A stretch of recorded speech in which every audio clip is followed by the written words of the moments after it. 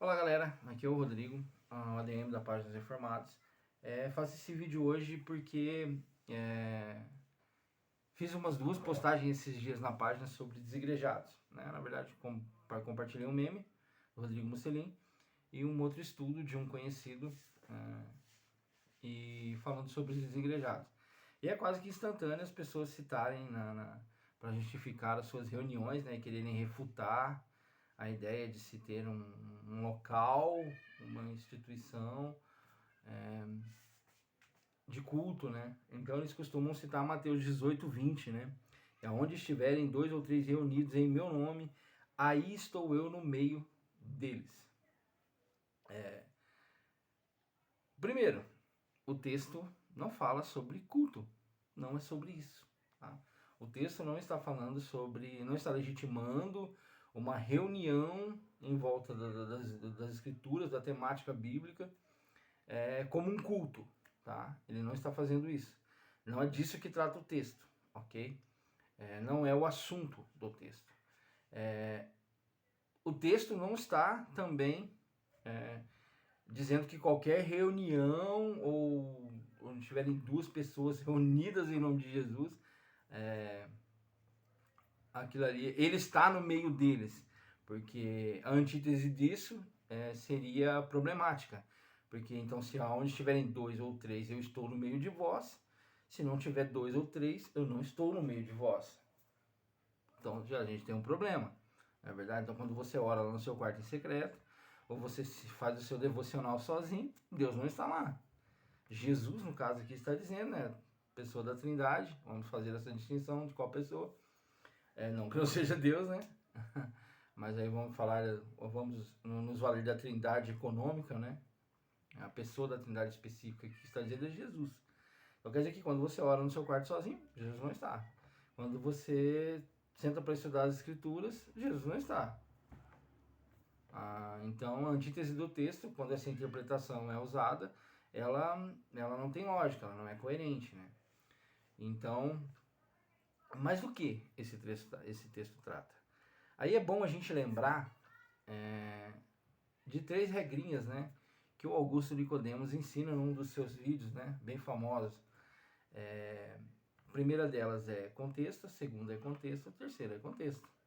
Vamos para o contexto do texto. O capítulo 18 começa com Jesus se assentando e os discípulos lhes perguntando quem é o maior no reino dos céus. Então Jesus pega uma criança, coloca no meio deles e começa a discursar sobre o valor que tem os pequeninos, né, no reino. Aí ele continua falando qual de vocês que tendo uma ovelha, não perdendo. Aí nós temos lá aquilo que Lucas vai tomar lá na parábola a ilustração, na verdade, que não é uma parábola, é uma ilustração, né? Mas com base também naquela parábola das 100 ovelhas, né? Que o pastor perde uma, que se desvia, ele vai e busca.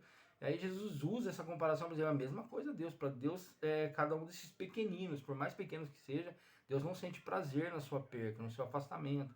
Ele não sente prazer em perder um das suas ovelhas. E então ele toma o assunto no versículo 15, né, do capítulo 18, falando sobre o irmão faltoso que comete um pecado. E ele então está tratando do quê? Ele está tratando de como lidar com um irmão que peca quando repreendido por você, né? Você vai no irmão, conversa com ele, fala para ele, irmão, você está agindo mal, você errou. Essa pessoa irredutível não quer se consertar. Você chama então 2 ou 3 testemunhas para conversar. Isso é um princípio do Antigo Testamento já, né? Você chama 2 ou 3 irmãos da igreja e fala, irmão, mostra, esses irmãos vão também falar, ó, o irmão tá certo, você errou, você precisa se consertar, você precisa se arrepender, você precisa sair desse caminho. E mesmo assim ele não quiser se consertar, não se arrepender do seu erro e voltar atrás, tomar uma atitude piedosa, né, de arrependimento, então você leva o caso para a igreja. Tá? Levando o caso para a igreja,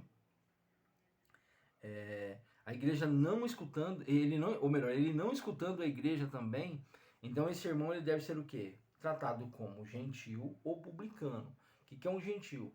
Gentil é aquele que não faz parte do povo de Deus. E publicano é aquele que, mesmo sendo do povo eleito, traiu o povo eleito, traiu o povo por motivos particulares. Naquela época a questão era o dinheiro, né, o financeiro. Medo também, às vezes o publicano ele se tornava publicano por medo. O dinheiro era um benefício, né? Então, já que era para ter medo, ser um covarde, seja um covarde rico, né? Então era isso um publicano. Então é isso, Jesus está dizendo, ó, trate ele como um membro, como uma pessoa que não faz parte do povo de Deus, ou como alguém que mesmo fazendo parte do povo de Deus, traiu o povo de Deus. Mas a ideia não é meramente punir o culpado e excluí-lo da comunhão, tá? Disciplina eclesiástica, mas sim que haja redenção. Então ele continua, né? Também vos digo, em verdade vos digo que tudo que ligares, versículo 18, na terra será ligado no céu, e tudo que desligares na terra será desligado no céu. E também digo que se dois de vós concordarem na terra acerca de qualquer coisa que pedirem, isso lhe será feito por meu Pai que está nos céus. Porque onde estiverem 2 ou 3 reunidos em meu nome, eu estou no meio dele.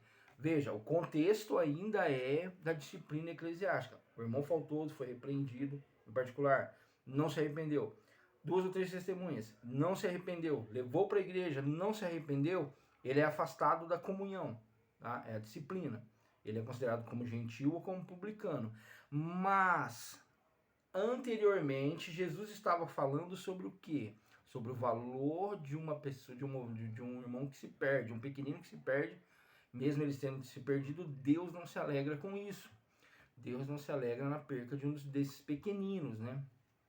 Ele falando sobre o irmão faltoso que se desvia e ele não sente prazer nisso.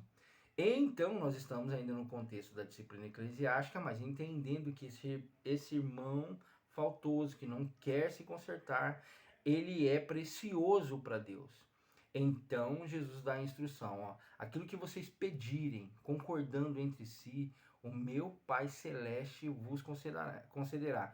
Então, o que é que ele está incentivando os irmãos a fazerem, os membros da igreja a fazerem? Dentro do contexto do amor na disciplina, orarem para a restauração daquele irmão. Tá, ele foi tomado as medidas corretas. Foi exortado, particular. Foi exortado 2 ou 3. Foi exortado pela igreja. Não se arrependeu. Ele é considerado gentil e publicano. É afastado da comunhão, tá? Ele é afastado da comunhão. Mas devemos orar para que esse irmão seja restaurado, para que esse corte de vínculo faça com que ele se arrependa, que ele volte atrás, tá? Confesse o seu pecado e seja restaurado. Tá? Então, o versículo 20, né? Porque onde estiverem 2 ou 3 reunidos em meu nome, eu estou no meio dele, está falando do contexto de disciplina eclesiástica. Quando a disciplina eclesiástica é feita com amor, que há o intuito de restaurar o irmão faltoso, Jesus está no meio do negócio. Tá? É sobre isso que o texto fala, é sobre isso que o versículo fala. Então, Mateus 18, 20 não serve para legitimar qualquer reunião, qualquer grupinho num boteco, qualquer grupinho numa praça, qualquer grupinho em volta de uma Bíblia, como isso um culto, se Deus estivesse ali presente e tal, e não precisasse. Não é disso que o texto está falando, não é de culto, é de disciplina eclesiástica. Só que eu não estou dizendo que onde estão 2 ou 3 reunidos em nome de Jesus, ele também não esteja, ok? Só que o texto não está ensinando isso. Isso é tirar o texto do contexto, é fazer ele dizer o que ele não está dizendo, e aí sim vem o verdadeiro significado daquele versículo que diz que ai daquele que acrescenta um i ou um tio às escrituras. Tá? É fazer as escrituras dizerem o que ela não diz. Tá? Estamos sujeitos a erro de interpretação. Muitas vezes eu citei esse versículo dando essa interpretação, sim, mas na minha ignorância. Quando eu fui estudar as escrituras no seminário, ouvi um dos meus professores falando isso, eu fui lá para a Bíblia, fui ler o contexto, fui estudar, peguei comentários, fui para Bíblias de estudo e corroboraram com aquilo que eu havia dito, e eu entendi então que aquela interpretação é errada. A partir daquele momento eu parei de citar esse versículo, dando para ele essa interpretação. Ok? É isso, tá bom? Então, galera, brigadão aí, Deus abençoe vocês e até a próxima.